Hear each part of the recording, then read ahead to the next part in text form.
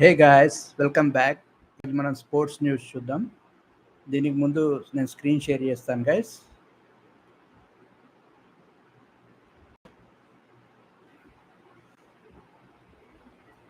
Okay, ఇప్పుడు మనము ప్రతిదీ మీకు కనిపిస్తుంది. సో ఇది గైస్ స్పోర్ట్స్ న్యూస్.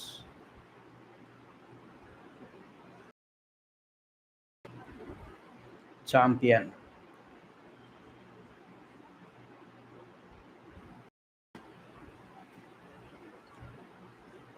ఇస్తారా ఇంకో పంచ్ రాత్రి 8 నుంచి అంట. చూద్దాం మరి. ఓకే, సల్మాన్ హగా ఉన్నారు, ఇక్కడ కుమార్ ఉన్నారు. నేడు భారత్ 4-4 అంట. ఒకసారి చదువుదాం. ఆసియా కప్ గ్రూప్ మ్యాచ్లో పాకిస్తాన్పై 7 వికెట్ల తేడాతో ఘన విజయం సాధించింది టీమిండియా. కానీ ఈ విషయం పక్కకు వెళ్ళిపోయి కరాచలన వివాదమే వార్తల్లో నిలిచింది.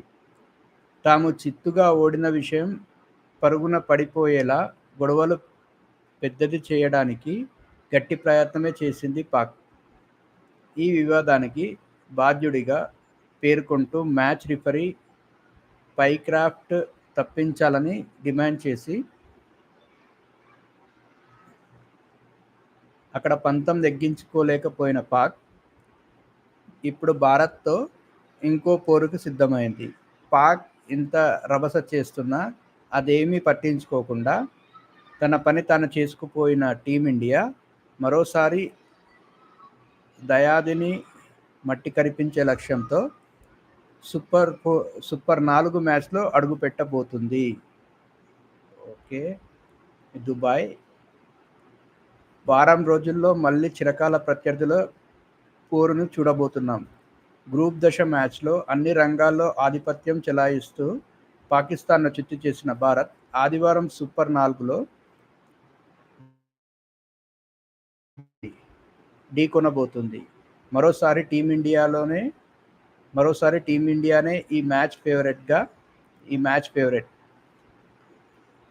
అయితే గ్రూప్ మ్యాచ్ ఓటమి కరాచలన వివాదం నేపథ్యంలో పుంజుకుపోవడానికి పాక్ గట్టిగా ప్రయత్నిస్తుందనడంలో సందేహం లేదు.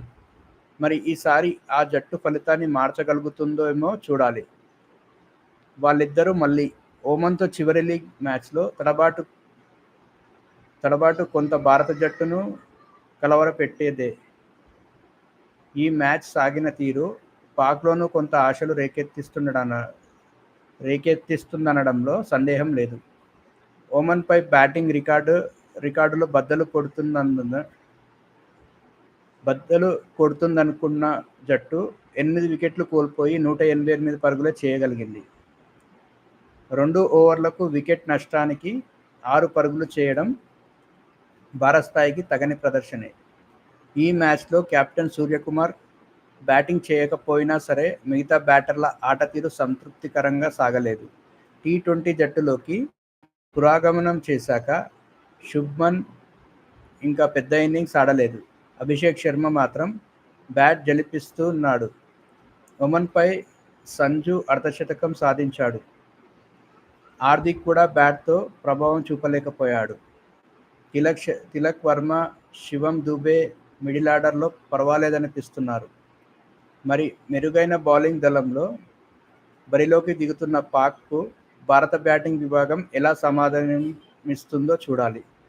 ఒమన్తో మ్యాచ్కు విశ్రాంతి తీసుకున్న పేసర్ బుమ్రా, స్పిన్నర్ వరుణ్ చక్రవర్తి ఈ మ్యాచ్లో ఆడనున్నారు. వారి కోసం హర్షదీప్ తప్పుకోక తప్పదు. బుమ్రా, వరుణ్ పురోగమనంతో భారత్ బౌలింగ్ మెరుగుపడుతుందనే భావిస్తున్నారు. పాక్పై 3 వికెట్లతో విజృంభించిన కుల్దీప్ మరోసారి ఆ జట్టును దెబ్బ కొడతాడని జట్టు ఆశిస్తుంది.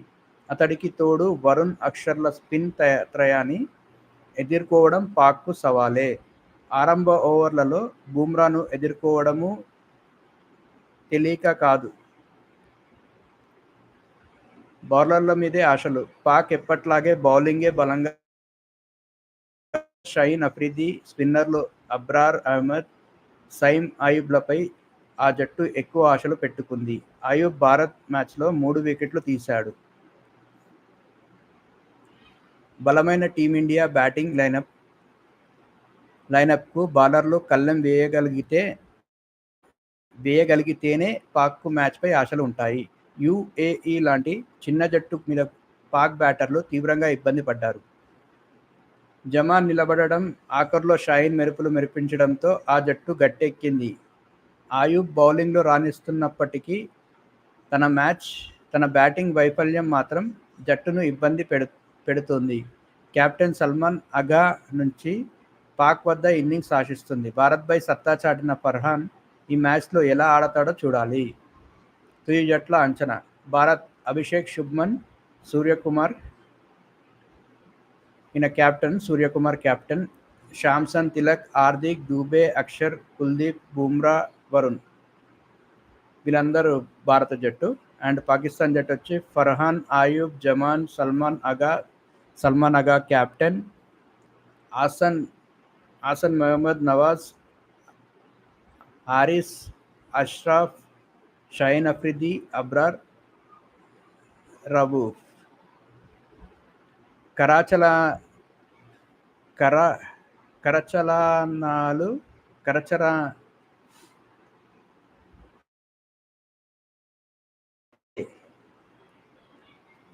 గ్రూప్ దేశ మ్యాచ్లో టాస్ సందర్భంగా పాక్ కెప్టెన్ సల్మాన్ అగాకు భారత సారథి సూర్యకుమార్ షేక్ హ్యాండ్ ఇవ్వకపోవడం, మ్యాచ్ ముగిశాక మైదానంలో కరచాలనాల కోసం ఎదురు చూస్తున్న పాక్ ఆటగాళ్లను టీమిండియా పట్టించుకోకపోవడం, మ్యాచ్ అనంతర ప్రజెంటేషన్ కార్యక్రమానికి విలేకరుల సమావేశానికి అగా లేకపోవడం చర్చనీయాంశంగా మారిన సంగతి తెలిసిందే. మరి ఆదివారం ఇరు జట్ల ఆటగాళ్లు పరస్పరం ఎలా వ్యవహరిస్తారన్నది ఆసక్తికరం. టాస్ సమయంలో మ్యాచ్ అనంతరం కరచాలనాలు ఉండే అవకాశాలు కనిపించడం లేదు. మరి ప్రజెంటేషన్ కార్యక్రమంలో విలేకరుల సమావేశంలో పాక్ ప్రాతినిధ్యం ఉంటుందో లేదో చూడాలి. ఓకే, రాత్రి 8 నుంచి ఉందంట, చూద్దాం. మా కుర్రాళ్ళందరికీ ఒకటే చెప్పా, బయట శబ్దాలను పట్టించుకోకపోవడం ఉత్తమం. అప్పుడే టోర్నీలో ఉత్తమ ప్రదర్శన చేస్తూ ముందుకు సాగగలం. బయటి విషయాలను పూర్తిగా విస్మరించలేం, కానీ మనకు ఏది మంచిదో అది తీసుకోవాలి. సూర్యకుమార్ యాదవ్, భారత్ కెప్టెన్. బయట విషయాలు ఏం పట్టించుకోవద్దంటున్నారు, అంటే బయట అరుస్తుంటారు కదా, అవి ఏ పట్టించుకోదన్నారు. ముందు మ్యాచ్ మీద కాన్సన్ట్రేట్ చేయమని చెప్పి సూర్యకుమార్ యాదవ్ కెప్టెన్ చెప్తున్నారు. రిఫరీగా అతనే. భారత పాకిస్తాన్ మధ్య ఆదివారం జరిగే ఆసియా కప్ మ్యాచ్కు రిఫరీగా యాండీ పైక్రాఫ్ట్ను ఐసీసీ నియమించింది. పాకిస్తాన్ క్రికెట్ బోర్డు పీసీబీ అభ్యంతరాలను ఐసీసీ పట్టించుకోలేదు. అయితే మ్యాచ్ అధికారాల వివరాలను ఇంకా బహిర్గతపరచలేదు. గత ఆదివారం పాక్ ఆటగాళ్లతో కరచాలనం చేయడానికి భారత ఆటగాళ్లు తిరస్కరించడంతో వివాదం చెలరేగిన సంగతి తెలిసిందే. ఈ ఘటనకు పైక్రాఫ్ట్ను బాధ్యుణ్ణి చేస్తూ తమ మ్యాచ్ల నుంచి అతడిని తప్పించాలని కోరింది. కానీ ఆ డిమాండ్లను ఐసీసీ తిరస్కరించింది. శనివారం తమ విలేకరుల సమావేశాన్ని పాకిస్తాన్ జట్టు మేనేజ్మెంట్ రద్దు చేసింది. ఆదివారం కూడా భారత ఆటగాళ్లు పాకిస్తాన్ క్రికెటర్లతో కరచాలనాలు చేసే అవకాశం లేదు. సెకండ్ ఇస్తే ఏమవుతుంది గ్యాస్? సెకండ్ కూడా ఇవ్వట్లేదంట. ఓకే, ఇక వాళ్ళ ఇష్టం.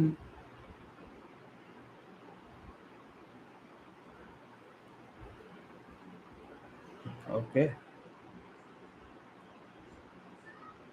ఇది క్రికెట్ గ్యాస్. ఈరోజు నైట్ 8 o'clock స్టార్ట్ అవుతుందంట, రాత్రి 8 గంటల నుంచి. సో ఇది క్రికెట్ న్యూస్. బంగ్లా బలా అని ఇచ్చారు, అది ఎందుకు చదువుదాం.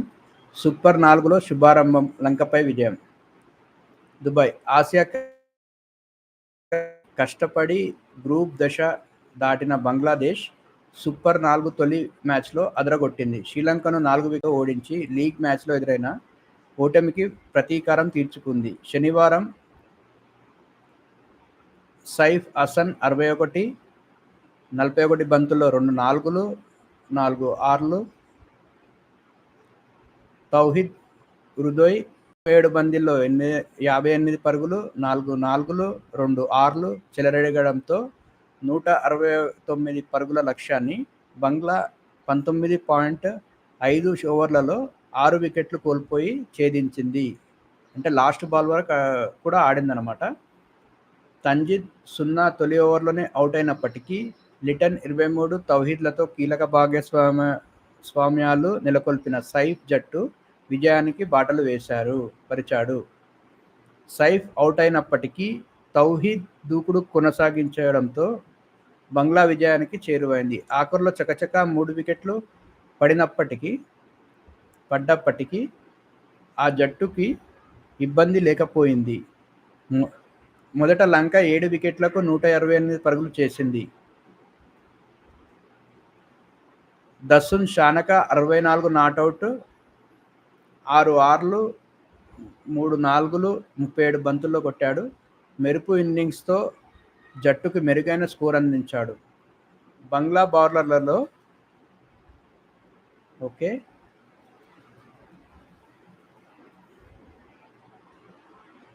బౌలర్లలో ముస్తాఫిజర్ 20 పరుగులకు 3 వికెట్లు, మెయిద్ హాసన్ 25 పరుగులకు 2 వికెట్లు సత్తా చాటారు.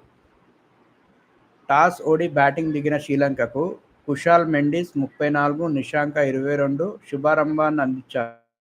ఈ జోడీ తొలి వికెట్కు 5 ఓవర్లలో 44 పరుగులు జోడించింది. అయితే ఓపెనర్లతో పాటు కామిల్ మిషారా 5 తక్కువ వ్యవధిలో వెనుదిరగడంతో లంక 3 వికెట్లకు 65 పరుగులతో కష్టాల్లో పడింది. ఈ దశలో షానక పట్టుదలతో నిలిచాడు. మరో ఎండ్లో వికెట్ల పతనం కొనసాగుతున్నప్పటికీ అతను భారీ షాట్లు ఆడుతూ స్కోర్ బోర్డుని ముందుకు నడిపించాడు. అసలంక 21తో అతను 5వ వికెట్కు 57 పరుగులు జోడించాడు. శ్రీలంక 168 పరుగులకు 7 వికెట్లు. షానక 64 నాటౌట్, కుషాల్ మెండిస్ 34, నిషాంక 22, అసలంక 21. వీళ్ళు బ్యాట్స్మెన్లు.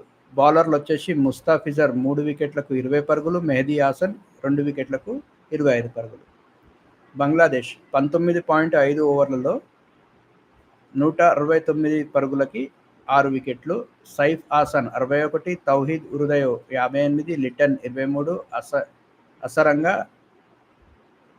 వీళ్ళంతా బ్యాట్స్మెన్లు. బౌలర్లు వచ్చేసి అసరంగా 2 వికెట్లకు 22 పరుగులు ఇచ్చారు. వెళ్ళలాగే తిరిగొచ్చాడంట. అదేందో చూద్దాం.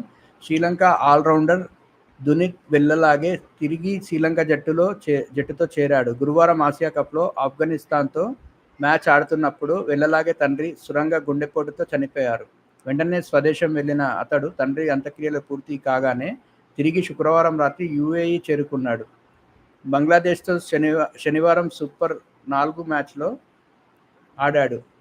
తాను దేశానికి ప్రాతినిధ్యం వహించాలన్న తండ్రి ఆశయానికి విలువ ఇస్తూ అతడు ఒక్కరోజు వ్యవధిలో స్వదేశం నుంచి బయలుదేరాడు. ఒకవైపు ఇంట్లో బంధువులు ఉండగానే కుటుంబ సభ్యులు ఓదార్చి అతని యుఏఈ విమానం ఎక్కాడు. కుటుంబ సభ్యులకు వెళ్ళలాగా వీడ్కోలు చెబుతున్న వీడియో సామాజిక మాధ్యమాల్లో విస్తృతం అవుతుంది. ఇంట్లో తండ్రి అంత్యక్రియలు అయిపోయాక కూడా వెంబడే నెక్స్ట్ డే వచ్చి మళ్ళీ క్రికెట్ ఆడాడు. That is the spirit. వెళ్ళలాగే వెరీ గుడ్.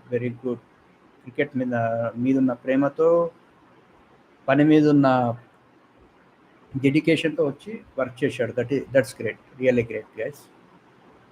అండ్ ఇంకో న్యూస్ చూద్దామా? ఎస్, చిరాగ్ సాత్విక్ ఫైనల్లో సాత్విక్ జంట అంట. షెంజన్ చైనాలో జరుగుతుంది. సాత్విక్ సాయిరాజ్ చిరాగ్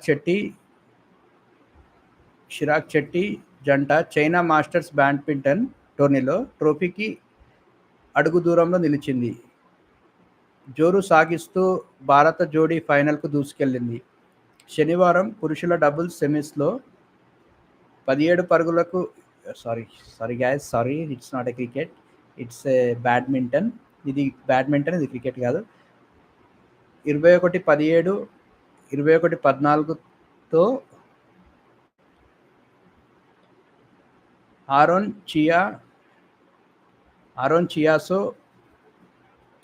చియాసో వీవ్ మలేసియా జోడీని ఓడించింది.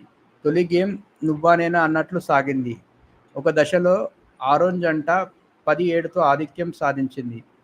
ఈ స్థితి నుంచి భారత జంట పుంజుకుంది. 18-14తో నిలవడమే కాక అదే జోరుతో గేమ్ గెలిచింది.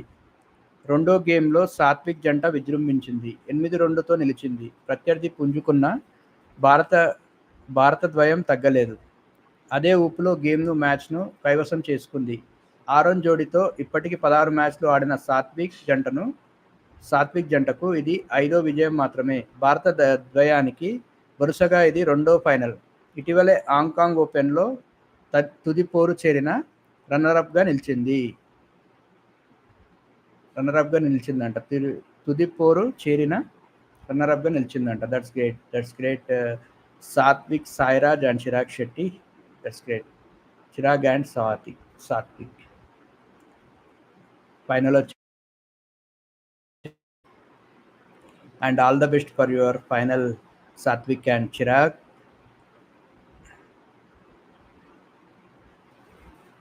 ఓకే, కొద్దిగా చిన్న చేసుకుందామా? ఎస్. స్మృతి దంచేసిన ఏం జరిగింది? ఆఖరి వన్డేలో భారత్ మహిళల ఓటమి. 400 పరుగుల ఛేదనలో అద్భుత పోరాటం. ఆస్ట్రేలియాదే సిరీస్. 50 బంతుల్లో సెంచరీ కొట్టిన ఓపెనర్ అంట. ఒక్కసారి చూద్దాం. స్మృతి అంట, ఈమెనేనా? స్మృతి అంటే ఇండియా 125 పరుగులు చేసింది. That's great. 413 ఆసీస్ నిర్దేశించిన లక్ష్యం ఇది. ఎప్పుడైనా ఎక్కడైనా ఎలాంటి పిచ్పై అయినా వన్డే క్రికెట్లో అంత పెద్ద లక్ష్యాన్ని ఛేదించడం దాదాపు అసాధ్యమే. కంగారుల గెలుపు లాంఛనమే అనుకున్నారంతా. ఆఖరికి ఆ జట్టే గెలిచింది. కానీ భారత్ అసాధారణ పోరాట పటిమతో ఆ జట్టుకు చెమటలు పట్టించింది. పట్టుదలతో ఆకట్టుకుంది. స్మృతి మందాన విధ్వంసక బ్యాటింగ్తో వన్డేల్లో 2వ వేగవంతమైన శతకాన్ని నమోదు చేయడంతో భారత్ గెలుపు రేసులో నిలిచింది. రసవత్తర పోరులో ఆసీస్ను ఓడించినంత పని చేసింది. ఓకే, ఈమె 125 అండ్ బెత్ ముని 138 పరుగులు చేశారు. ఈమె ఆస్ట్రేలియా క్రికెటర్. వన్డేలో అత్యంత వేగవంతమైన సెంచరీ పురుషులు మహిళలు కలిపి కొట్టిన భారత బ్యాటర్గా స్మృతి ఘనత సాధించింది. కోహ్లీ రికార్డు ఆసీస్పై 52 బంతుల్లోనూ ఆమె బదులు కొట్టింది. అచ్చా, దట్స్ గ్రేట్. 52 బంతుల్లో కోహ్లీ కొట్టాడంట. కోహ్లీ రికార్డ్ బ్రేక్ చేసిందంట. చూద్దాం. స్మృతి మందాన 63 బంతుల్లో 125 పరుగులు, 17 నాలుగులు, 5 ఆర్లు, అద్భుత శతకం సాధించిన చివరిదైన 3వ వన్డేలో భారత్ 43 పరుగుల తేడాతో ఆస్ట్రేలియా చేతిలో ఓడిపోయింది. బెత్ ముని 138 పరుగులు, అది కూడా 75 బంతుల్లోనే 23 నాలుగులు, 1 6తో మెరుపు శతకంతో మొదట ఆస్ట్రేలియా భారీ స్కోరు సాధించింది. 47.5 ఓవర్లలో 412 పరుగులకు ఆలౌట్ అయింది. జార్జియా వోల్ 81 పరుగులు, 68 బంతుల్లో 4 ఫోర్లు, పెర్రీ 68 రాణించారు. ప్రపంచ రికార్డు లక్ష్య ఛేదనలో భారత్ 47 ఓవర్లలో 369 పరుగులకు ఆలౌట్ అయింది. స్మృతితో పాటు దీప్తి శర్మ 72 పరుగులు, 58 బంతుల్లో 5 నాలుగులు, 2 ఆర్లు, హర్మన్ ప్రీత్ కౌర్ 52 పరుగులు, 35 బంతుల్లో 8 నాలుగులు రాణించారు. ఈ విజయంతో సిరీస్ను ఆస్ట్రేలియా 2-1తో గెలుచుకుంది. మందాన ధనాధన్. అంత పెద్ద లక్ష్యాన్ని ఛేదించడం దాదాపు అసాధ్యమే. ఏ జట్టుకైనా నిరుత్సాహం వస్తుంది. కానీ ఆకాశమే అద్దుగా చెలరేగిన ఓపెనర్ స్మృతి మందాన విధ్వంసక బ్యాటింగ్తో భారత్ను రేసులో నిలిపింది. ప్రతీక రావల్ 10 త్వరగానే నిష్క్రమించినప్పటికీ స్మృతి ఆసీస్ బౌలర్లపై ఎదురుదాడికి దిగింది. కళ్లు చెదిరే షాట్లతో అలరించిన ఆమె 4లు, 6లతో పెట్టించింది. స్మృతి 23 బంతుల్లోనే అర్ధశతకం పూర్తి చేసింది. 9వ ఓవర్లో ఆర్లిన్ డియోల్ 11 అవుటైన హర్మన్ ప్రీత్ రూపంలో చక్కని భాగస్వామి దొరకడంతో స్మృతి స్వేచ్ఛగా చెలరేగిపోయింది. ఎడాపెడా 4లు, వీలైనప్పుడు 6లతో కంగారుల బౌలింగ్ను తుత్తునియలు చేసింది. ఈ క్రమంలో భారత్ 50 బంతుల్లో నమోదు చేసుకుంది. అలానా కింగ్ బౌలింగ్లో 6తో స్మృతి 3 అంకెల స్కోరుని అందుకుంది. 20వ ఓవర్లోనే భారత్ స్కోరు 200 దాటడం స్మృతి, హర్మన్ప్రీత్ జోరు మీదుండడంతో విజయంపై ఆశలు రేగాయి. కానీ 10 పరుగుల తేడాతో వీరిద్దరి నిష్క్రమించడం, రిచా ఘోష్ 6, రాధా యాదవ్ 18 త్వరగా అవుట్ కావడంతో ఆ ఆశలకు గట్టి ఎదురుదెబ్బ తగిలినట్లయింది. భారత్ను 265 పరుగులకు 6 వికెట్లకు పరిమితం చేసిన ఆసీస్ పట్టు బిగించింది. కాసేపటి తర్వాత అరుంధతి రెడ్డి 10 కూడా వెనుదిరిగింది.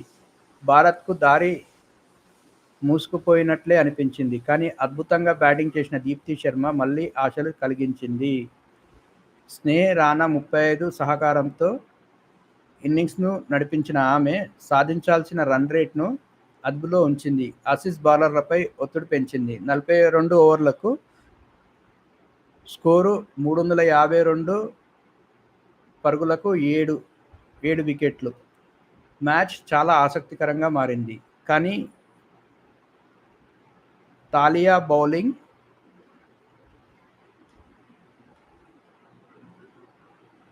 బౌలింగ్లో దీప్తి అవుట్ కావడంతో భారత్ ఆశలకు తెరపడింది. మిగతా 2 వికెట్లు తీయడానికి ఆసీస్కు కష్టం కాలేదు. కంగారుల విధ్వంసం అంతకుముందు ఆస్ట్రేలియా పెను విధ్వంసం సృష్టించింది. బెత్ ముని ఇన్నింగ్స్లో హైలైట్. ఆస్ట్రేలియా టాస్ గెలిచి బ్యాటింగ్ ఎంచుకోగా నిర్జీవ పిచ్పై ఓపెనర్ జార్జియా వోల్ చెలరేగిపోయింది. అలీసా 30తో తొలి వికెట్కు 43 పరుగుల భాగస్వామ్యం నెలకొల్పిన ఆమె పెర్రీతో రెండో వికెట్కు 107 పరుగులు జోడించి ఆసీస్ భారీ స్కోరుకు బాటలు వేసింది. 22వ ఓవర్లో ఆమె నిష్క్రమించినప్పటికీ స్కోరు 150. కానీ భారత బౌలర్లకు ఏమాత్రం ఉపశమనం లభించలేదు. రెచ్చిపోయి ఆడిన ముని ఎడాపెడా బౌండరీలతో పరుగుల వరద పారించింది. స్పిన్నర్లు, పేసర్లపై నిర్దాక్షిణ్యంగా విరుచుకుపడ్డ ఆమె పెర్రీతో మూడో వికెట్కు 106, గార్డనర్ 39తో నాలుగో వికెట్కు 82, తాలియా 14తో ఐదో వికెట్కు 40 పరుగులు జోడించింది. 31 బంతుల్లో అర్ధశతకం పూర్తి చేసిన ముని 57 బంతుల్లోనే శతకాన్ని అందుకుంది. కానీ చివరికి 45వ ఓవర్లో ఆరో వికెట్గా వెనుదిరిగింది. ఆఖర్లో భారత బౌలర్లు కాస్త మెరుగ్గా బౌలింగ్ చేశారు. మరో 3 బంతులు ఉండగానే కంగారుల జట్టు ఆలౌట్ అయింది. ఆసీస్ 34 పరుగుల వ్యవధిలో ఆఖరు 6 వికెట్లు కోల్పోయింది. ఆఖరి 34 పరుగులలో 6 వికెట్లు కోల్పోయింది. సో ఆల్అవుట్ 37.5 ఓవర్లలో 412 పరుగులు ఆల్అవుట్. ముని 138, మూనీ 138, జార్జియా వోల్ 81, Ellyse Perry 68, Gardner 39, Alisa Ilie 30, Arundhati Reddy 3 వికెట్లకు 86 పరుగులు, దీప్తి శర్మ 2 వికెట్లకు 75 పరుగులు, రేణుక 2 వికెట్లకు 79 పరుగులు. భారత్ స్కోర్లు ఇలా ఉన్నాయి. 48 ఓవర్లలో 369 ఆల్అవుట్. బ్యాట్స్మెన్స్: స్మృతి మందాన 125 పరుగులు, దీప్తి శర్మ 72 పరుగులు, హర్మన్ ప్రీత్ 52 పరుగులు, స్నేహ రాణా 35 పరుగులు. బౌలర్లు: 3 వికెట్లకు 69, మెగాన్ షట్ 2 వికెట్లకు 53 పరుగులు. ఓకే, ఇక్కడ రికార్డ్ ఇచ్చారు గైస్. మహిళల వన్డేలో ఫాస్టెస్ట్ శతకాలు. మెగ్ లానింగ్ 45 బంతుల్లో 2012 న్యూజిలాండ్పై.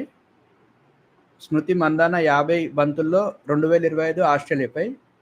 కీరన్ రోల్టన్ 57 బంతుల్లో 2000 సంవత్సరంలో దక్షిణాఫ్రికాపై.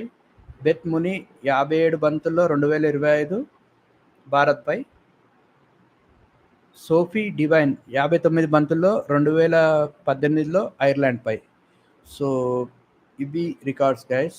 మెన్ లాగిన్ 2012లో చేసింది, 45 బంతుల్లోనే చేసింది.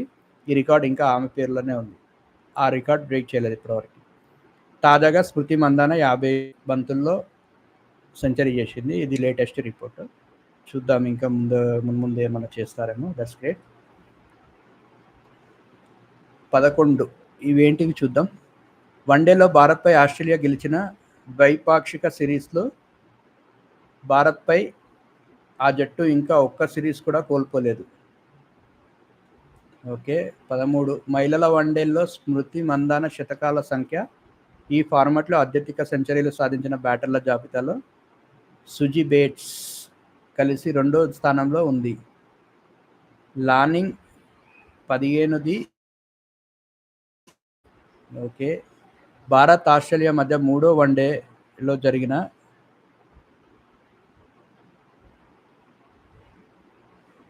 3వ వన్డేలో 2 జట్లు కలిసి చేసిన స్కోరు. మహిళల వన్డే మ్యాచ్లో నమోదైన అత్యధిక పరుగులు ఇవే. 781 పరుగులు చేశారంట. ఓకే. 11 వన్డేలో భారత్పై ఆస్ట్రేలియా గెలిచిన ద్వైపాక్షిక సిరీస్లు. ఆస్ట్రేలియా గెలిచిన భారత్పై ఆ జట్టు ఇంకా ఒక్క సిరీస్ కూడా కోల్పోలేదు. 11 సిరీస్లు వచ్చినాయంట.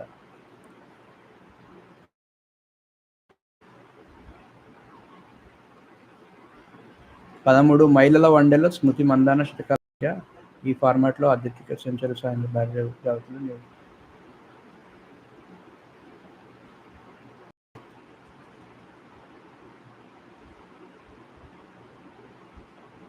సుజీ బేట్స్ కలిసి 2వ స్థానంలో. లానింగ్ 13. ఓకే. 13 సెంచరీలు చేసిందంట మందాన. సో ఈ ఫార్మాట్లో లానింగ్ అనే అమ్మాయి మొదటి స్థానంలో ఉందంట. Okay, that's great. గ్రీకో రోమన్లో రిక్త హస్తమే అంట. అదేందో చూద్దాం. ప్రపంచ రెజ్లింగ్ ఛాంపియన్షిప్లో భారత్ పోరాటం ముగిసింది. గ్రీకో రోమన్ 63 కేజీల తొలి రౌండ్లో సన్నీ కుమార్ 1-3తో అరీఫ్ అహ్మద్ ఖతార్ చేతిలో ఓడాడు. అనిల్ 67 కేజీ కూడా ముందంజ వేయలేకపోయాడు. రెండో రౌండ్లో 0-7తో గ్యారిక్ ఖతర్ చేతిలో చిత్తయ్యాడు. జాకబ్సన్తో క్వాలిఫికేషన్ పోరులో కిరణ్ కాంబోజ్ 87 కేజీ కూడా పరాజయం చవిచూశాడు. ఈ ఈవెంట్లో సూరజ్ వశిష్ఠ్ 60 కేజీ కాస్త మెరుగైన ప్రదర్శన చేసి క్వార్టర్స్ చేరిన అంతకు మించి ముందుకు వెళ్ళలేకపోయాడు. ఈ టోర్నీలో మహిళల ఫ్రీ స్టైల్ 53 కేజీల్లో అంతిమ్ పంగాల్ గెలిచిన కాంస్యమే భారత్కు దక్కిన ఏకైక పథకం. ఓకే, ఇది గైస్ రెజ్లింగ్ న్యూస్. అండ్ ఇదేంది,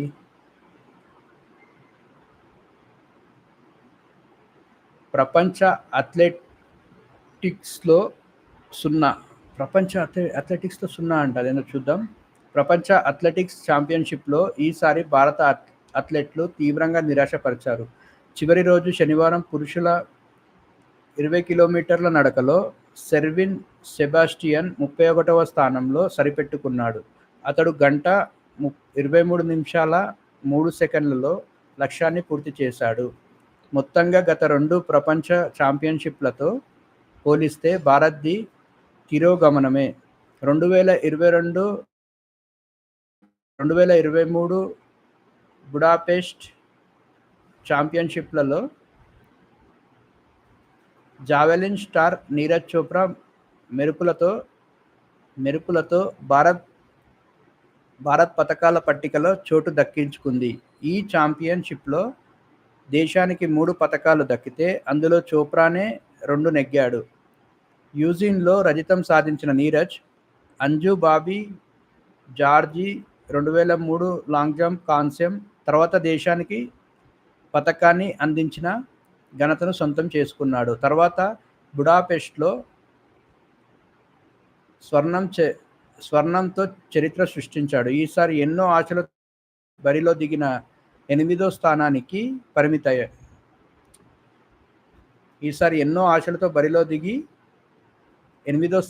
పరిమితమయ్యాడు. నీరజ్ విఫలమైన సచిన్ యాదవ్ 4వ స్థానంలో నిలవడం ఒకటే ఈ టోర్నీలో భారత్కు మెరుగైన ప్రదర్శన. నిజానికి నీరజ్ తప్ప మిగిలిన వారిపై ఎక్కువ ఆశలు లేకపోయినా అతడి స్ఫూర్తితో ఎవరైనా పోడియంపై నిలుస్తారని అనుకున్నారు.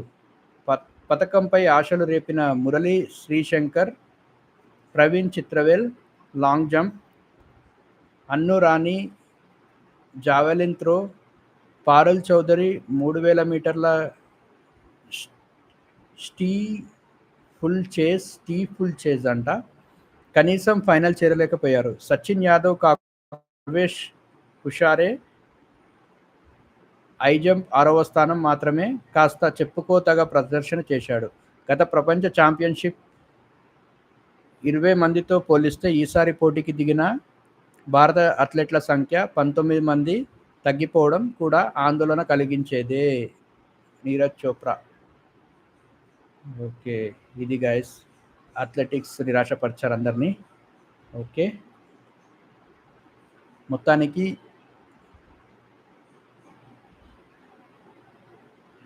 ఢిల్లీకి పట్నా వెళ్ళామా, ఇది చదివామా మనం?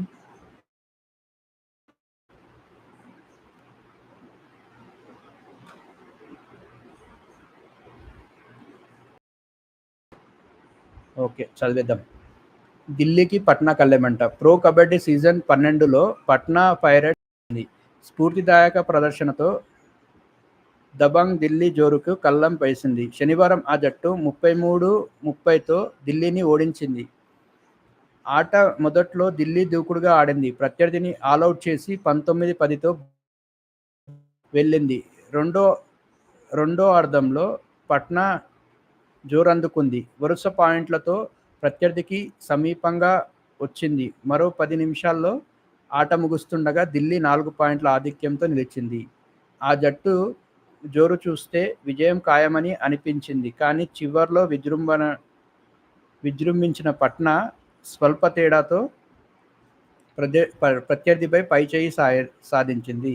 అంకిత్ కుమార్ 12 పట్నా గెలుపుతో కీలకమయ్యాడు. వరుసగా 4 విజయాల తర్వాత ఢిల్లీకి అదే తొలి ఓటమి.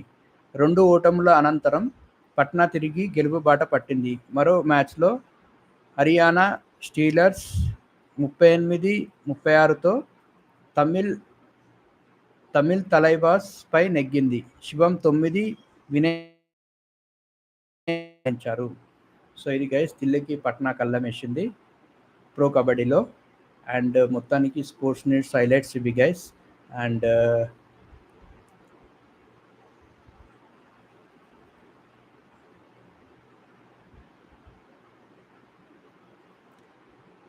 నా వీడియో నచ్చినట్టయితే లైక్, కామెంట్, షేర్ చేయండి గైస్. అండ్ నా ఛానల్ని సబ్స్క్రైబ్ చేయండి గైస్.